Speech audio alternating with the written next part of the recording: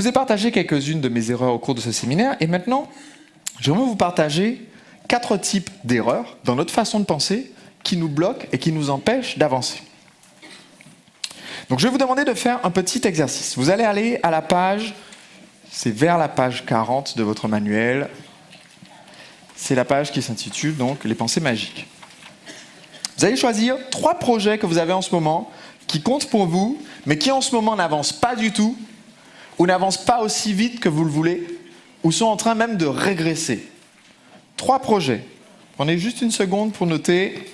Pas besoin de décrire en détail, vous allez savoir de quoi il s'agit, vous pouvez le mettre en 3 mots. Faites-le maintenant. C'est fait? Vous avez trouvé 3 projets? Maintenant, je vais vous demander d'entourer ou de mettre une petite étoile ou une petite tête de mort ou un petit bonhomme qui n'est pas content à côté du projet bloqué ou trop lent qui vous embête le plus. Si vous aviez droit à un vœu pour débloquer un des 3 projets, c'est lequel?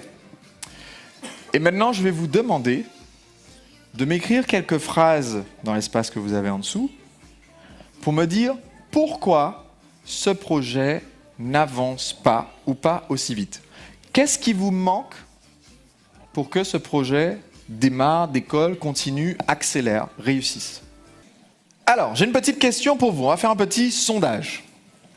Combien d'entre vous, dans l'explication de pourquoi ce projet n'avance pas, vous avez une version de la phrase suivante ou alors votre explication correspond un peu au profil des phrases suivantes parce que c'est trop difficile de changer ou de changer ma façon de faire ou parce que c'est trop risqué de faire ce changement maintenant.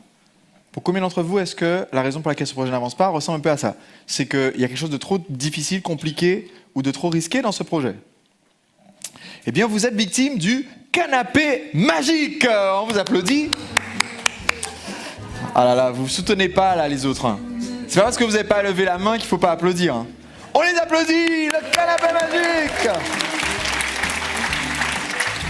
Alors, le canapé magique, c'est une façon un petit peu drôle de parler de l'attrait de notre zone de confort. Je vous ai dit, j'en ai été victime plein de fois dans ma vie. Dans ma période de démarrage d'entreprise, j'en ai été victime en continu pendant un bon moment. Et le problème, c'est que il y a plus de confort dans l'inaction, mais il y a plus de plaisir dans l'action. Et si vous êtes victime du canapé magique, on vous a préparé un petit marque-page qui était sur votre siège ce matin. On vous en avait mis 4. Et chacun sert de souvenir. Je veux que, dans cette session, vous déterminiez lequel correspond le plus pour le projet qui vous bloque le plus, lequel correspond le plus au blocage qui, pour le moment, empêche ce projet d'avancer. Et que ce marque-page vous serve de souvenir, de rappel, pour pouvoir l'éliminer. Si vous avez le canapé magique, je vous ai mis la citation de Theodore Roosevelt. « C'est dur d'échouer, mais c'est pire de n'avoir jamais essayé de réussir. » Parce que quand on est bloqué par notre zone de confort, ce qui est tout à fait normal, on l'a tous été à un moment donné, on l'est tous dans certains domaines de notre vie, on préfère notre zone de confort. Ce qu'il faut comprendre, c'est que vous devez réussir à vous sortir de votre zone de confort sans aller dans la zone de panique. Souvenez-vous, au début du séminaire, j'ai pris beaucoup de temps pour vous expliquer le contexte. C'est parce que si on vous plonge directement dans le jour 2 du séminaire, d'accord, sans préparation en arrivant du milieu extérieur, vous n'avez jamais été là, là vous sortez de votre zone de confort et vous n'allez pas juste en dehors, vous pouvez même directement aller dans la zone de panique. Tout le monde me suit là. Et dans notre zone de panique, on n'est pas hyper efficace. On a même tendance à faire des actions qui sont légèrement contre-productives. Le problème, c'est que c'est pareil pour vos clients. Ce que vous vivez, vous avez tendance à le générer ou à le ressentir chez vos clients. Et quel est le problème si vous vivez le même type d'objection ou de pensée que votre client a par rapport à votre produit? Qu'est-ce qui va se passer quand le client va vous dire « Non mais je sais que cette solution est parfaite pour moi et va résoudre mon problème, mais en ce moment, la situation est un peu difficile. » Vous allez lui répondre quoi? Parce que vous-même, vous avez un endroit où vous êtes bloqué à cause d'une situation difficile. Vous allez dire « Ah, je comprends. » Et une fois que vous avez dit ça, est-ce que cette personne va vous acheter votre produit ou service? Non. Est-ce que vous allez résoudre son problème? Non. Vous l'avez laissé s'échapper avec une excuse parce que vous vivez la même chose de votre côté, d'accord, comme quelque chose qui empêche votre projet d'avancer, mais qui reste normal parce que c'est dans votre zone de confort. Donc comment est-ce qu'on fait pour se débloquer ? Si vous êtes dans cette situation-là, vous gardez votre petit canapé magique comme souvenir de juste se poser cette question-là, et si je me lançais malgré la peur, et de chercher en fait pour le projet, quelle est une petite action que je peux faire pour faire un premier pas et qui du coup soit beaucoup moins terrifiant.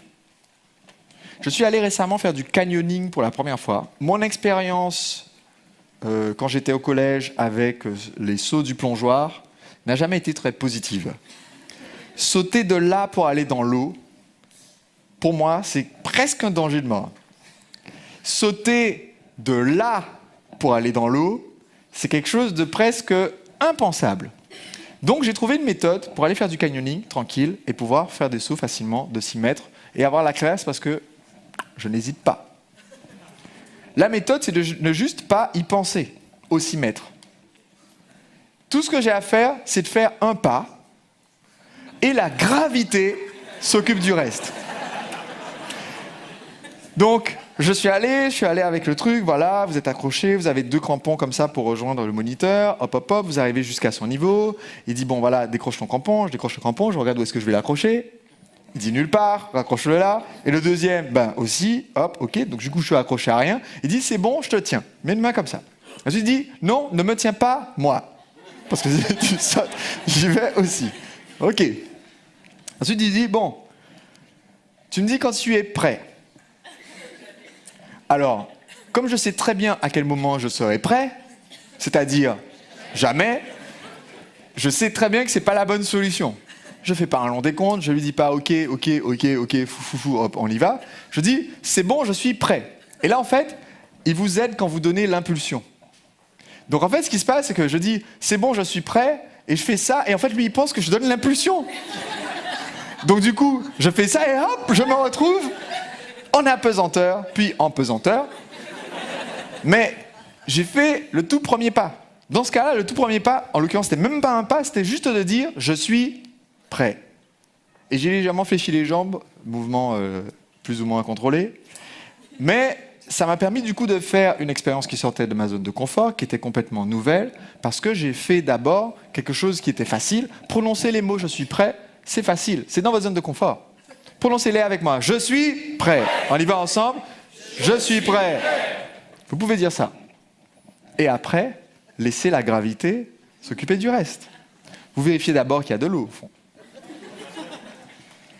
Donc si vous êtes dans le canapé magique, c'est ça l'astuce. À chaque fois que vous avez un projet bloqué, vous vous posez juste cette question de « et si je me lançais malgré la peur ?» qui est en fait « quel est le tout premier pas que je peux faire ?» et ensuite laisser le cours naturel des choses, faire le reste. Je me concentre juste sur le premier pas. Ça diminue la terreur que je peux avoir par rapport au projet entier. Combien d'entre vous, dans les raisons qui bloquent votre projet, vous avez une raison qui est tout à fait valide, qui est que ce projet, vous allez évidemment le faire et le faire avancer, mais vous devez d'abord vous libérer du temps, ou alors vous devez gagner plus et ensuite vous pourrez vous investir dans ce projet ou investir dans ce projet. Ou alors vous devez simplement compléter tous les projets que vous avez déjà en route et une fois que ça c'est fait, vous allez pouvoir ajouter ou démarrer ce nouveau projet. Ou enfin, vous avez besoin de vous préparer encore et de bien comprendre les tenants et les aboutissants avant d'envisager de lancer ou de faire avancer ce projet. Combien d'entre vous ont une raison qui correspond à ça? On va les applaudir, vous êtes victimes de l'horloge magique. Vous avez un petit marque-page de l'horloge magique. Et sur ce marque-page, je vous ai inscrit « 100 résolutions ne peuvent rien face à une action ».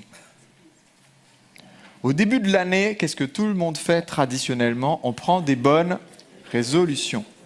Mais la raison pour laquelle on n'avance pas particulièrement, c'est parce que ces résolutions, on se les a déjà données l'année dernière. On peut toujours se les donner quand l'année prochaine. Si on vivait éternellement, je ne vous dis pas la procrastination qu'on aurait dans notre vie. Donc, l'horloge magique, c'est en fait avoir l'illusion que le temps va s'arrêter pendant qu'on finit de se préparer financièrement, en termes de notre organisation, en termes de l'avancée des autres projets, en termes de nos connaissances, et qu'il sera encore temps à la fin. Alors malheureusement, premièrement, plus tard, souvent, ça devient jamais. Et non seulement plus tard devient souvent jamais, mais en plus, la condition que vous vous êtes fixée souvent est une excuse pour que le projet n'avance pas. Et là, c'est un point hyper important, si vous êtes victime de ça, à comprendre. La condition que vous vous êtes fixée est souvent une excuse pour que le projet n'avance pas. Vous vous êtes fixé en fait un moyen qui est tellement complexe, ou va prendre tellement de temps, ou va prendre tellement d'investissement financier, quelque chose qui doit se produire avant, et en fait, souvent, cette condition n'est même pas nécessaire pour pouvoir aller directement à la case finale.